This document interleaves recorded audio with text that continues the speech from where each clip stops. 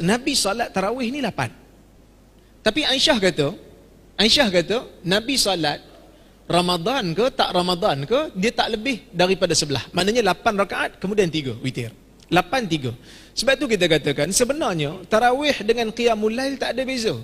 Sebab tu jangan terkejut kalau ada orang kata kat kita lepas haji habis Ramadan jom kita solat tarawih. Dia kata gila.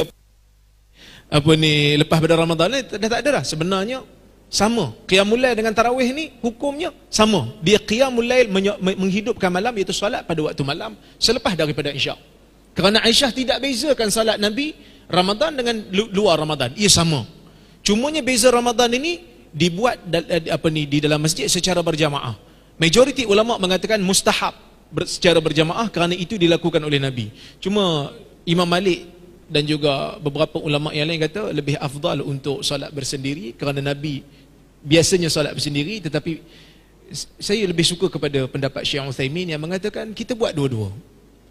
Kan kita buat di rumah pun kita buat sikit, di masjid pun kita buat sikit. Kita salat dengan imam, kemudian kalau ada kekuatan kita sambung di rumah. Supaya dua-dua sunnah tu kita